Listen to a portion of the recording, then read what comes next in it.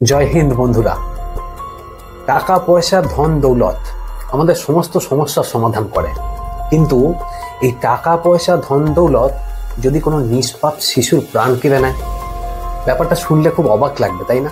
আজ সেই হিমাচল প্রদেশে বসবাস করা 4 বছরের নিষ্পাপ শিশু যুগ গুপ্তার প্রথম কিডন্যাপ এবং পরে খুন করার লোমহর্ষক কাহিনী, যার সাথে জড়িয়ে আছে হাজার জন মানুষের মৃত্যু রহস্য। ঘটনার সূত্রপাত হিমাচল প্রদেশ, 2015 সিমলা। টুরিস্ট বা পর্যটকদের স্বর্গের মতো সুন্দর এবং ঝলমলে জায়গা এই সিমলা। হঠাৎ করেই 2015 সালে সিমলার একটা নির্দিষ্ট জায়গায় বহু মানুষ জন্ডিস রোগে আক্রান্ত হয়ে পড়ে। চিকিৎসকদের মতে জন্ডিস রোগ বেশিরভাগটাই জলের জন্য হয়। মানুষ যে জল পান করে তা কতটা নিরাপদ, তার মধ্যে কোনো রকম কোনো সমস্যা আছে কিনা সেই বিষয়ে যাচাই করতে হবে। ওই সময় যারা এই জন্ডিস রোগে আক্রান্ত হয় তারা কেউ ডাক্তারের কাছে, আবার কেউ হসপিটাল ছোটে। ধীরে ধীরে সিমলার বেশ কিছু সংখ্যক মানুষদের অবস্থা খুব খারাপ হয়ে পড়ে। শুরু হয় মৃত্যু মিছিল।